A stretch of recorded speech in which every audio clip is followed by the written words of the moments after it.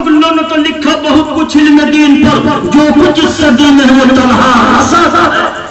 حضرات ہمارے سرکار حضرت بھی حج میں جا چکے ہیں، مقام ابراہیم پر وہیں پر بیٹھ کر کے اعلیٰ حضرت سرکار نے دولت المکیہ لکھی، عربی میں لکھی وہ جگہ میں نے دیکھی ہے۔ سبحان اللہ، حضرت بھی جا چکے ہیں مکہ شریف، مدینہ شریف، وہ اعلیٰ حضرت سرکار کی عربی میں تصدیق فرما رہے ہیں۔ اعلیٰ حضرت سرکار کو کیا پسند آیا؟ مرحرہ شریف، ایسے تمام بزرگوں کی قدر کرتے تھے اعلیٰ حضرت سرکار، لیکن اصل پیر خانہ آقا بریلی مرحرہ مقدسہ ہے۔ سبحان اللہ سبحان اللہ۔ وہی برکاتی سلسلے کے مرید تھے ممتاز احمد برکاتی، اللہ تعالیٰ مغفرت فرمائے، بخشش فرمائے۔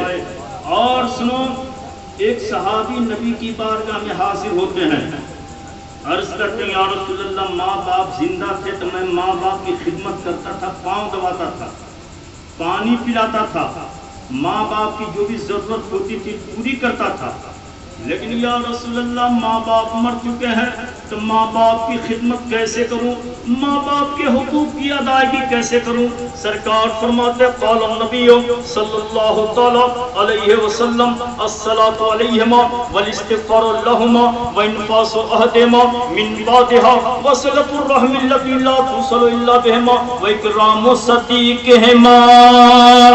ماں باپ کے مرنے کے بعد ان کی خدمت یہ ہے کہ ان کی نماز جنازہ پڑھی جائے، ماں باپ کے مرنے کے بعد ان کی خدمت یہ ہے کہ ان کے لیے دعائے مغفرت کی جائے، ماں باپ کے مرنے کے بعد ماں باپ کی خدمت یہ ہے کہ ماں باپ کے جتنے رشتہ دار ہیں ان کے ساتھ محبت سے پیش آیا جائے، ماں باپ کی خدمت یہ ہے مرنے کے بعد ماں باپ جس سے محبت کرتے تھے، جس سے محبت فرماتے تھے، بیٹا کو بھی چاہیے کہ اس سے محبت کیا جائے، یہ ماں باپ کی خدمت ہے۔ ماں باپ کس راستے پر تھے اس راستے پر بیٹا کو چاہیے، یہی ماں باپ کی خدمت ہے۔ اور ماں باپ کی خدمت صرف زندگی ہی میں نہیں ہوتی ہے بلکہ ماں باپ کے رحلت کے بعد بھی ہوتی ہے، چنانچہ ماں باپ کے رحلت کے بعد ان کے لیے دعائے مغفرت کرنا بھی ان کی خدمت ہے، ماں باپ کے نیک وعدوں کو پورا کرنا بھی ان کی خدمت ہے، ماں باپ کے رشتہ داروں سے محبت کرنا بھی ان کی خدمت ہے، ماں باپ کے مرنے کے بعد کسی مسجد میں کچھ بنوا دینا بھی ان کی خدمت ہے،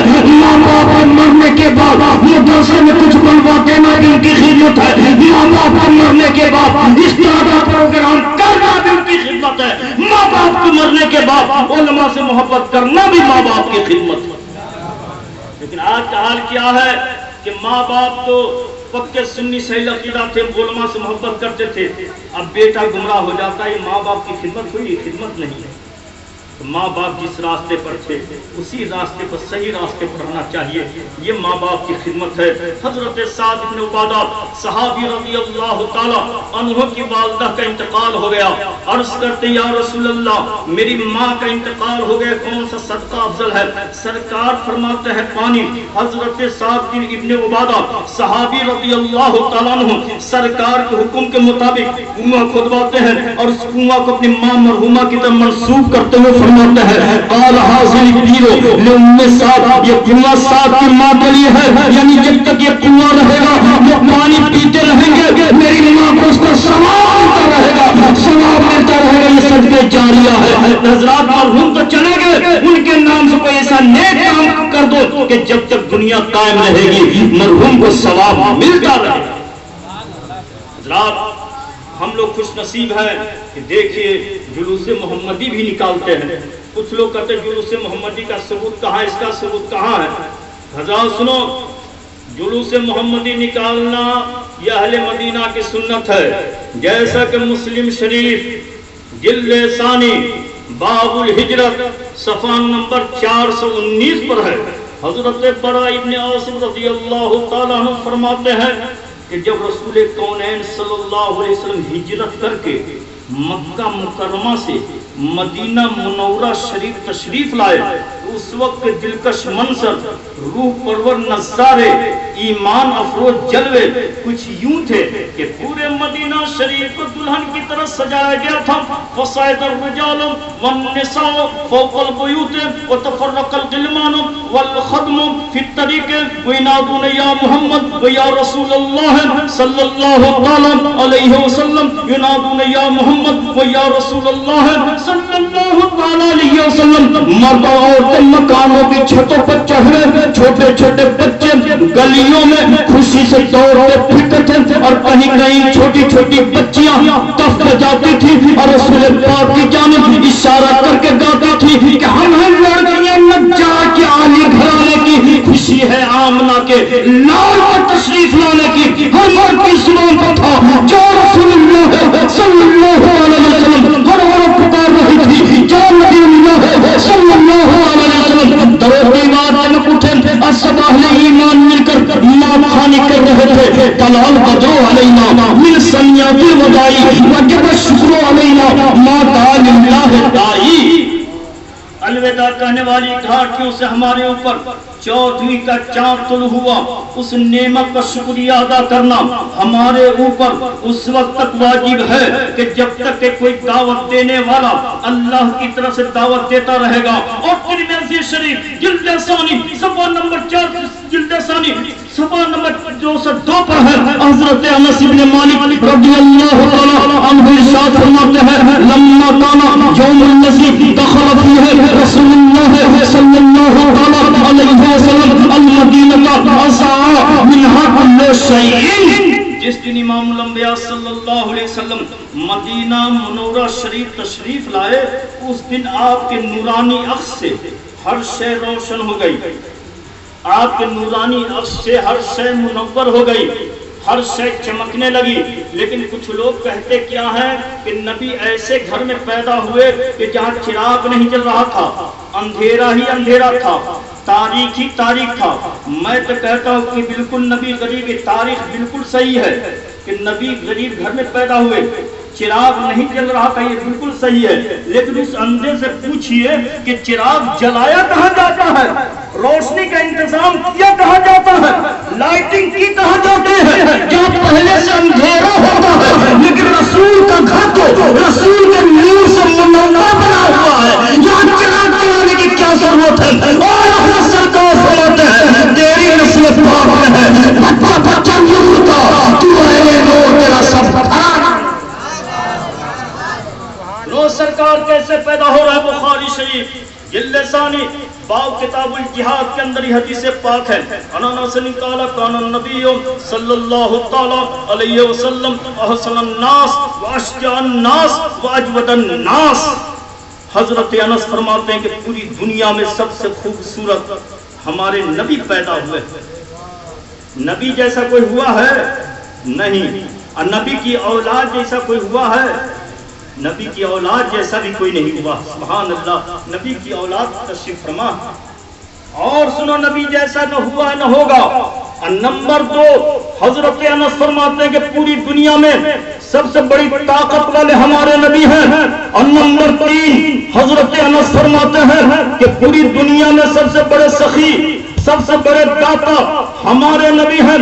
सबसे खूब नंबर 1 सबसे खूबसूरत हमारे नबी हैं। तो आला हज़रत सरकार इसी हदीस पाक की तर्जुमानी यूं फरमाते हैं कि हुस्न खाता है जिसके नमक की कसम कि है वो वली है मिलारा, हमारा नबी अपने मौला का प्यारा, हमारा नबी दोनों आलम का दूल्हा, हमारा नबी कसम चमक वाले उजलों में चमका दिए, अंधे शीशों में चमका।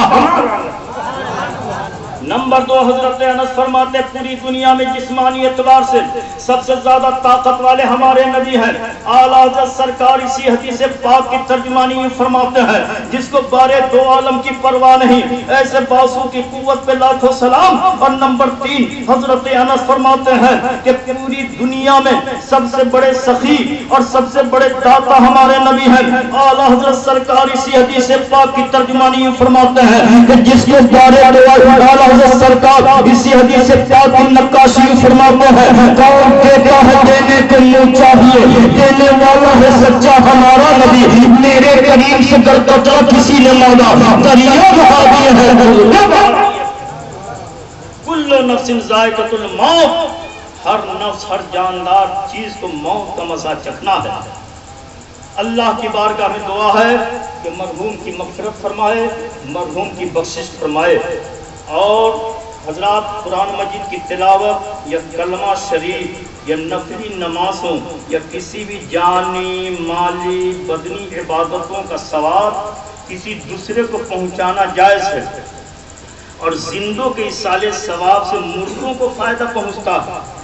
سنو حدیث پاک، من مر علی المقابر وقرأ قل هو الله احد 11 مرة ثم ذهب اجرها للاموات اوتي من الاجر بعدد الاموات۔